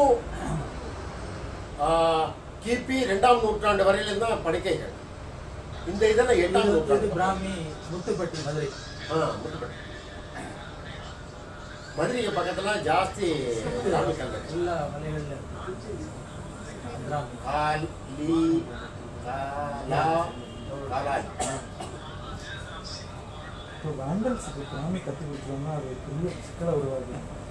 அது எங்க பார்த்தாலும் போய் அவன் வந்து பிராமியில வந்து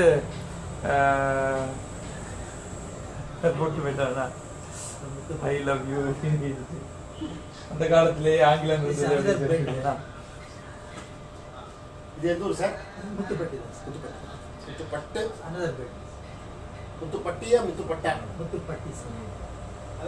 இது வந்து ஐராவத புஸ்தகம். இதான் மாம்பழம்.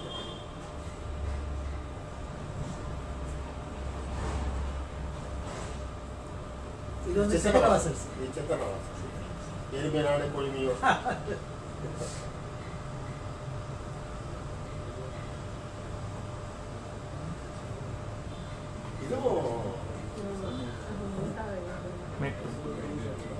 மதுரை மதுரைக்கு பேரு மதுரை. அமணன் மதுரை. Okay sir. கேள்விகள் பதில் எதிர்பார்க்காம கேள்வி கேட்டுங்க சார். இப்போ சார் அந்த கிரந்தம் வந்து கிரந்தம் வந்து சம்ஸ்கிருத வரைக்கும் தமிழ்ல இல்லாதனால அது இன்கார்பரேட் பண்றதுக்காக அது டிஸ்கவரி. இப்போ இன்வென்டட். ஆமா, அதுக்கு அப்புறம் அது ஏன் வந்து வழக்கில் இல்லாம வழக்கில் இல்லாமையா? இன்னைக்கு கூட கிரந்தத்தினால எங்க சாஸ்திரிகள் எல்லாம் படிக்கிறாங்க. அப்ப ஏன் இல்ல பொதுவா என் தமிழ்ல வந்து தமிழ்ல எழுதியிருக்கோம். இங்க எழுதக்கூடிய தமிழ்ல நம்ம வழக்கத்துல இப்ப வரக்கூடிய ஷா இல்ல ஷான்னு எழுதுறது, சான்னு எழுதுறது, ஸ்ரீன்னு எழுதுறது, க்ஷான்னு எழுதுறது எல்லாமே கிரந்த எழுத்துக்கள் தான். அப்ப அந்த கிரந்தத்தை மாத்திரம் இப்ப தமிழ்ல பாரோ பண்ணிட்டு இருக்கோமா? சில எழுத்துக்களை நம்ம வந்து வழக்கத்துல கொண்டு வந்துட்டாங்க. தமிழ் எழுத்து கிடையாது. அதெல்லாம் முதல்ல தமிழ் எழுத்துக்கும் மற்ற எல்லா எழுத்துக்களுக்கும் ஒரு வித்தியாசம் ஒண்ணு உண்டு. கூட்டு எழுத்து தமிழ்ல மாத்திரம் தான் கிடையாது. மலையாளத்தில் உண்டு, தெலுங்குல உண்டு, கன்னடம் உண்டு, வடநாட்டு எல்லா மொழிகள்லையும் உண்டு. கூட்டெழுத்து இல்லாத ஒரே எழுத்து வடிவம் தமிழுக்கு மாத்திரம்தான். சரி சொல்லுங்க சார். மணிப்பிரவாளம் எதில் சார்? மணிப்பிரவாளம்ங்கிறது சமஸ்கிருதமும் தமிழும் கலந்து ஆழ்வார்கள், அதாவது வைஷ்ணவர்கள் உபயோகத்தில் வந்தது. ஆனால் மணிப்பிரவாளம்னு சொன்னோம்னா கேரள நாட்டில் மலையாளமும் சமஸ்கிருதம். இப்போ இது எப்போ சார் இவால்வ் ஆச்சு மணிப்பிரவாளம்? இதுதான் பத்ரி தான் சொல்லணும். இல்லை இதுலயே திருமங்கை ஆழ்வார் பீரியட்ல தான் ஆயிடும். திருமங்கை ஆழ்வார் பீரியட்ல வந்து மணிப்பிரவாளம் ஸ்ரீபுராணம் கம்ப்ளீட்டாக மணிப்பிரவாளம். ஏன்னா அவர்தான் நிறைய யூஸ் பண்ணுவார். ஸ்ரீபுராணம் எங்களுக்கு எந்த ஆழ்வாரும் மணிப்பிரவாளத்தை பயன்படுத்தும். அவருடைய பிறகுதான் அதோடைய கமெண்ட்ரிஸ் வரப்பதான் கமெண்ட்ரிஸ் பாடல்கள் இல்ல, பாடல்கள் இல்ல, பாடல்கள் இல்ல, கமெண்ட்ரியில மட்டும்தான். ஐயா எனக்கு ஒரே ஒரு கேள்வி. இல்ல அவர் முடிச்சிட்டாரான்னு கேட்கலாம். அவர் முடிச்சிடலாம். ஸ்ரீபுராணம் வந்து கம்ப்ளீட்டா மணிப்பிரவாளத்துல பெரிய வெரி பிக் ஒர்க் சார். அதாவது மணிப்பிரவாளம்ங்கிறது ரெண்டு விஷயங்க. சமஸ்கிருத வார்த்தைகளை ஜாஸ்தி உபயோகப்படுத்தினா அது மணிப்பிரவாளம் ஆயிடுறது. இல்ல ஆக்சுவலா மணிப்பிரவாளம் எனக்கு தெரிந்த வரைக்கும் மணிப்பிரவாளம்னே ஒரு ஒரு ஒரு ஒரு கைண்ட் ஆஃப் ரைட்டிங் இந்த வைஷ்ணவ இதெல்லாம் ஜாஸ்தி. அது எப்படின்னா கிராமர் அண்ட் சென்டென்ஸ் ஸ்ட்ரக்சர் எல்லாம் தமிழ் எந்த மொழியில வேணாலும் இருக்கலாம் சமஸ்கிருதத்தை தவிர. ஆனா நிறைய நவுன்ஸ் அட்ஜெக்டிவ்ஸ் எல்லாமே வந்து சமஸ்கிருதத்தோடது அதுல பொதிஞ்சு வரும். அதுதான் எக்ஸலன்ட் எக்ஸாம்பிள் திருப்புகழ். நிறைய சமஸ்கிருத வார்த்தை. அதான் மணிப்பிரவாளம் கூட நிறைய பேர் சொல்லுவாங்க. ஆனா மணிப்பிரவாளத்துல வந்து இந்த வட இதுல வந்து கேரளால வந்து ரொம்ப பாப்புலரா ரொம்ப ரொம்ப ரீசெண்டா கூட இருக்குது. ரெண்டு பாஷையிலையும் சொல்றது. நம்ம இசையில மியூசிக்ல வந்து இந்த மணிப்பிரவாளம் ரொம்ப காமனா வந்து சுவாதி திருநாளும் பண்ணியிருக்காரு. ஒரு 4-5 காம்போசிஷன் தீட்சிதரே பண்ணியிருக்காரு. அது வந்து ஒரு லைன் தெலுங்கு, ஒரு லைன் சமஸ்கிருதம், ஒரு லைன் தமிழ், இந்த மாதிரி எல்லாம். பட் மணிப்பிரவாளம் டெக்னிக்கலி நான் சான்ஸ்கிரிட் கிராமர், சான்ஸ்கிரிட் vocabulary தமிழ்நாட்டில் அது வந்து தமிழ் கிராமர், சமஸ்கிருதம் ஜாஸ்தி உபயோகம். சார் நீங்க சொல்லணும். எனக்கு வந்து கேள்வி, தமிழ் எப்பொழுது நீங்க சொல்றது இந்த எழுத்துக்கள் கல்வெட்டுகள் மூலமாக நமக்கு கிடைக்கிறது முதல் நூற்றாண்டு அசோகனுடைய கல்வெட்டுல அசோகன் வந்து மக்களுக்கு சேவை செய்வதை பற்றி தான் எழுதியிருக்கிறார். தமிழகத்துல எந்த கல்வெட்டிலையும் மக்களுக்கு சேவையை பற்றி ஒரு தர்ம உபதேசம் கூட கிடையாது. நம்ம வந்து பிராமியிலிருந்து இதை எடுத்துக்கிட்டோம்னு சொன்னால் அந்த ஐடியாவையும் சேர்த்து எடுத்துருக்கணும். ஒரு நிமிஷம், நம்ம ஊர்ல பண்ணினவங்க நம்ம இல்லை நான் இதை வந்து முடிச்சிடுறேன். ஸோ நம்ம வந்து ஐடியாவை நம்ம வந்து எடுத்துக்கொள்ளணும். அசோகன் கிட்ட இருந்து நம்ம ஐடியாவை எடுத்துக்கொள்ளணும். நாம் வந்து அந்த எழுத்து முறையை மட்டும் எடுத்துக்கிட்டு இருக்கிறோம். எழுத்தை எவ்வாறு எழுதுது, எழுத்து ரூபத்தை எடுத்துருக்கிறோம். சங்க இலக்கியத்தில் நந்தர்களை பற்றியும் மௌரியர்களை பற்றியும் வருது. அசோகனுடைய கல்வெட்டிலேயே 2வது கல்வெட்டில் சோழ, பாண்டிய, சத்தியபுத்திர, கேரளபுத்திர அப்படிங்கிறது அவனும் பதிவு செய்யப்பட்டிருக்கிறான். அந்த எழுதுறது முறையை நம்ம வந்து இதுலேருந்து கற்றுக்கிட்டு இருந்தால், அசோகனுடைய பிராமியிலேருந்து கற்றுக்கிட்டு இருந்தால் 2ஆம் நூற்றாண்டுக்கு பிறகு தான் நாம் வந்து எழுதுவதற்கு நம்ம சங்க இலக்கியம்னா இதற்கு பின்னால். அதுக்கு முன்னாடி அது வாய்மொழியாக இருந்துச்சா, அது எழுதப்பட்ட மொழியாக இருந்துச்சா அப்படிங்கிறதான் என்னுடைய கேள்வி. இந்த கேள்வி வந்து நம்ம அகாடமிக் சர்க்கிள்ல இன்னும் சர்க்குலேஷன் ரொம்ப சீரியஸ் கான்ட்ரவர்சியில் போயிட்டு இருக்கு. அவர்களை நம்ம வந்து இல்ல அது இல்ல. இந்த பிராமிங்கிறது தமிழ்நாட்டில் ஆரம்பிச்சு வடநாட்டுக்கு போச்சா, வடநாட்டுல இருந்து இங்க இதை அடாப்ட் பண்ணமாங்கிற ஒரு கொஸ்டின் இருக்கு. அதுக்கு அது ஒரு கொஸ்டின் இருக்குங்கிறத. 2வது வந்து தமிழ்நாட்டில் ஆரம்ப காலத்தில் நமக்கு கிடைத்த எழுத்துக்கள் எல்லாமே சமண மதத்து தொடர்புடையதுதான். பௌத்த மதத்துக்கு இதுக்கும் சம்மந்தம் கிடையாது. எனக்கு தெரிஞ்சு சமணர்கள் வந்து இந்த அசோகன் மாதிரி எங்கேயா தன்னோட தர்மத்தை எழுதினதாக நமக்கு வழக்கில்லை. பிற்காலத்தில் அவங்களோட இலக்கியம் வந்திருக்கு. ஆனா இங்க வந்து எழுதினது எல்லாமே பௌத்த சம்பந்தப்பட்டதே கிடையாது, சமண சம்பந்தப்பட்டது தான். இதுல ஒரு பெரிய கொஸ்டின் ஒண்ணு இருக்கு. அசோகன் காலத்துல திடீர்னு ஒரு நாள் உட்கார்ந்துட்டு சேஜோன் மாதிரி உட்கார்ந்துக்கிட்டு ஒரு லிபியை கண்டுபிடிச்சானா, அல்லது அரபிக் ஸ்கிரிப்ட்லேருந்து அதை பாரோ பண்ணி அதை சேஞ்ச் பண்ணி அதை இது பண்ணியிருக்கானா, இதெல்லாம் பெரிய கொஸ்டின் தெரியல. ஆனால் முக்கியமான ஒரு விஷயம் என்னன்னா, அசோகனுடைய ராஜ்யம் வந்து நான் தமிழ் இந்தியான்னு சொல்லுவாங்க. தமிழ்நாட்டை தவிர மற்ற எல்லா பாகத்தையும் அவன் அரசாண்டிருக்கான். அந்த காலத்தில் தமிழ்நாட்டுக்கு வந்த சமண முனிவர்கள் கர்நாடகா மூலமாக தான் வந்திருக்கணும். ஏன்னா சந்திரகுப்த மௌரியன் வந்து சரவணமலை கோலால இது பண்ணி முக்தி அடைந்ததுக்கு அப்புறம் அங்கே பெரிய கான்சன்ட்ரேஷன், இன்னைக்கு வந்து சமண கான்சன்ட்ரேஷன் கர்நாடகாவில் வந்து அங்கேருந்து தான் வந்திருக்கணும். இன்னொரு காரணம், இங்க இருக்கக்கூடிய நிறைய எழுத்துக்கள்ல கன்னட எழுத்துக்கள் ஒரு சாயல் இருக்கு, அதனால வந்திருக்கணும். ஒரே ஒரு நூற்றாண்டுக்குள்ளேயே அசோகனுடைய எழுத்து அவ்வளவு தூரம் பரவி அதை வந்து சமண முனிவர்கள் தமிழுக்கு பயன்படுத்தி தமிழ் எழுதியிருக்காங்களா அப்படிங்கிறது ஒரு வியப்புக்குரிய விஷயம். ஆனா இங்க வந்து பௌத்தர்களுடைய எழுத்துக்கள் கிடையாது, எல்லா சமண எழுத்துக்கள். சமணர்கள் எந்த காலத்தில் அந்த காலத்துல தன்னுடைய புத்திமதிகளை தன்னுடைய இதை வந்து எங்கேயும் எழுதினதாக தெரியல. இதுதான் facts of the case. Inferences yours.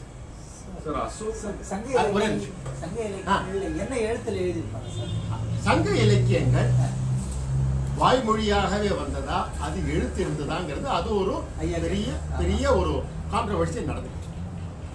ஒவ்வொருத்தரும் வந்து அது எழுதப்படவில்லை. அது முக்கியமானது ஒரு விஷயம் சார், அதை சொல்லுங்க. சங்க இலக்கியம் சங்க இலக்கியத்தில் பல பேர் என்ன பண்ணாருன்னா, கைலாசபதினு சொல்லிட்டு ஒரு இலங்கை பேராசிரியர் இருந்தார். அவர் இப்போ இல்லை.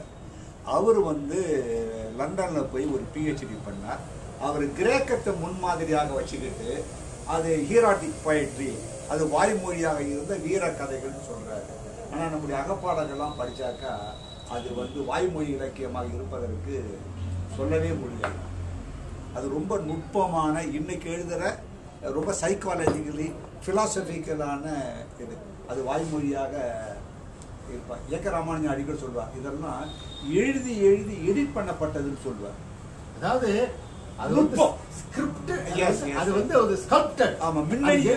முன்னையும் இருக்காது பின்னையும் இருக்காது, அந்த நடுப்பகுதி மட்டும்தான் சொல்லப்படும். அதாவது ஒரு பாட்டு இருக்குது குறுந்தொகையில, அகவன் மகளே அகவன் மகளே மனவு தின்ன அகவன் மகளே பாடுக பாட்டே இன்னும் பாடுக பாட்டு. அதோட அர்த்தம் என்ன தெரியுமான்னா, இவன் இந்த அகவன் மகள்ங்கிற வந்து அகவன் சொல்லுகிறவன், சொல்றவளே, அது குறி சொல்றவ மாதிரி, சொல்லுகிறவளே சொல்லுகிறவளே தலைமுடி நரைத்தவளே இன்னும் சொல், அந்த மலைநாட்டு தலைவனை பற்றி இன்னும் சொல். அவ்வளவுதான் இந்த பாட்டுல இருக்கிறது. இவ யாரையோ காதல் கொண்டு இருக்கிறா, அந்த காதல் கொண்டவன் அந்த மலைநாட்டை சேர்ந்தவன், அந்த பெருமையை சொன்னியே அதை இன்னும் சொல்லு. இவங்க கேட்டு அவனை தேடி பிடிச்சி பொண்ணு கொடுப்பாங்க. அதான் இவருடைய கண்டென்ஷன் என்னன்னா, இது வந்து ஏகே ராமானுஜம் அதான் சொல்றாங்க, இது வந்து எழுதி எழுதி பார்த்து அதை வந்து இன்னும் இது நுட்பமா பார்த்து இதுக்கு மேல இதன்னு குறைக்க முடியாது. அதோடைய ஃபுல் மீனிங் அதாவது அந்த மீனிங் சொற்களில் இல்ல, உணர்வுகள் சொல்லி இல்லாமல் ஒரு உணர்வுகளை உண்டாக்க முடியும். சரி, அடுத்த ரெண்டாவது லெக்சருக்கு வரும்போது எல்லாரும் இப்ப ஒரு ப்ரீவியூ கிடைச்சிருக்கு. அடுத்த கேள்வி நீங்களே, உங்களுக்கு ஏதாவது கேள்வி இருக்கா? இல்ல, இதுதான் எனக்கு அதாவது இந்த எந்த நூற்றாண்டில் இப்ப தமிழ்னா இந்த அசோகனை பத்தி அதுல வருது, நமக்கு மோரியர்களை பத்தி வருது. அசோகனுக்கு முன்ன இருந்த நந்த வம்சத்தில் ஒரு சின்ன விஷயம் இப்ப சொல்றேன். நமக்கு சேர சோழ காலத்து சங்க காலத்துல இருந்த அரசர்கள் போட்ட நாணயங்கள்ல பிராமி எழுத்து இருக்கு. அப்படி என்றால் அந்த எழுத்து வழக்கத்துல இருந்திருக்கு அப்படின்னு தெரியுது. அதை வந்து இலக்கியத்துக்கு பயன்படுத்தினாங்களா பயன்படுத்தலையாங்கிறது வேற விஷயம். ஏன்னா சமஸ்கிருதம் வந்து நமக்கு சமஸ்கிருதம் ஒரு இதாக எடுத்தோம்னா என்ன பண்ணிடலாம் எழுதப்படாது. நீங்க பேசலாம், இதெல்லாம் நீங்க வந்து கணக்கு வச்சுக்கலாம், அதெல்லாம் பண்ணிடலாம் இருந்திருக்கலாம். ஆனா இலக்கியமோ அல்லது வேதமோ எழுதப்படாதுன்னு ஒரு வழக்கம் இருந்திருக்கு. அது மாதிரி இங்க இருந்ததா? ஆனா நீங்க ஐராவத மகாதேவன், தீனா சுப்பிரமணியம் எல்லாம் என்ன சொல்றாங்கன்னா, தமிழ் எழுத்துக்களை திராவிடி தமிழ் என்று அந்த லலித விஸ்தாரத்தில் சொல்லப்படுதுங்கிறாங்க. லலித விஸ்தாரம் எழுதப்பட்டது 8ஆம் நூற்றாண்டுக்கு அப்புறம். அது ரொம்ப, அதாவது இந்த சங்க காலத்துக்கெல்லாம் ரொம்ப தாண்டி லலித விஸ்தாரம் எழுதப்பட்டது. அதனால இவங்க என்ன அப்ப ஐராவதமே என்ன சொல்றாருன்னா, இந்த தமிழ் எழுத்துக்களை பிராமி என்று சொல்லி பெரும் வழக்காகிவிட்டது. சரி, இது வந்து எனக்கு நான் படிச்சது உங்களுக்கு நான் சொல்றேன். இது பேர் எவ்வாறு இந்த பேர் அந்த பேர் எப்படி வந்தது? கரோஸ்டி இருக்குது. கரோஸ்டி என்னன்னா அதுவும் இதனுடைய உதடு கழுதையின் உதடு அது எப்படி வந்து அது தெரியல. அது வந்து இதை நீங்க மத்தியானம் கேட்டீங்க. இதாவது தடயம் கிடையாது. வேற ஏதாவது கேள்வி கேட்டாங்க. அசோகருக்கு முன்னாடி இருக்கிற இன்ஸ்கிரிப்ஷன்ஸ் வந்து இண்டஸ் வேலி சிவிலைசேஷன். அதுக்கு முன்னாடி இருக்கக்கூடிய எழுத்துன்னு சொல்லக்கூடியது இண்டஸ் இதுதான். அதை இன்னும் ஒருத்தர் சரியா டிசைஃபர் பண்ணாதனால அப்படியே இருந்தா கூட அதுல இருந்து ஆரம்பிச்சு அசோகன் வரையிலும் பல அட்லீஸ்ட் ஆயிரக்கணக்கான வருஷம் வாங்கிச்சு. அது வந்து ஒருத்தருமே எழுதலையா, எழுதினது நமக்கு கிடைக்கலையா என்ன? பட் வடிவமைப்புல இண்டஸ் வேலி ஸ்கிரிப்டுக்கும் பின்னாடி நம்ம எழுதக்கூடிய பிராமிக்கும் இதுவரையில ஒருத்தரும் வந்து எந்த விதமான கனெக்ஷனும் எஸ்டாப்ளிஷ் பண்ணல. What is being attempted is Aramaic ஸ்கிரிப்டுக்கும் பிராமிக்கும் தான் எஸ்டாப்ளிஷ் பண்ண பார்க்கணும். ஈஜிப்டோட ஏதாவது நமக்கு இது வருது தொடர்பு? சுமேரியன் இது வரலும் கண்டுபிடி. சுமேரியன் சொல்லிட்டு சுமேரியனுக்கு அப்புறம் கொஞ்சம் இது வந்ததுக்கு அப்புறம் நம்ம அரமிக் ஸ்கிரிப்ட்லேருந்து ஆரம்பிச்சுக்கலாம். அரமிக் ஸ்கிரிப்ட்லேருந்து நமக்கு பிராமிக்கு கனெக்ஷன் இருக்கிறதா ஐராவத மகாதேவனே சொல்றாங்க. அந்த palindrome inscription காமிச்சேன் இல்லையா, அரச்சல் with the dance syllables மாதிரி, அது கூட சேர்த்து are you aware of what else was found along with the inscription? Was found during excavation. அதே மாதிரி ஒண்ணு மேல வந்து இது யார் பண்ணிருக்காங்கங்கிறதான ஒரு டொனேஷன் இன்ஸ்கிரிப்ஷன் அவ்வளவுதான். What I'm asking is, are these things excavated and இங்க கிடைச்சனா உடனே பாத்துறாங்க. அது இன்னைக்கு வந்து surrounding areas excavate பண்ணி வேற ஒண்ணும் கிடைக்கல. அந்த பக்கத்துல ரெண்டு மூணு இன்சிக்னிஃபிகண்ட், அதாவது இந்த சம்பந்தப்படாத நிறைய இன்ஸ்கிரிப்ஷன் அந்த பக்கத்துல கிடைச்சிருக்காது. புகழூர்ல இருந்து அது என்ன 70 கிலோமீட்டர் தானே, நிறைய கிடைச்சிருக்கு. கிடைக்காம நிறைய இருந்திருக்கலாம், அழிஞ்சும் போயிருக்கலாம். ஆனா இது வந்து கொஞ்சம் ஸ்பெஷல். இது எப்படி, இது என்ன சம்பந்தம்னு தெரியல.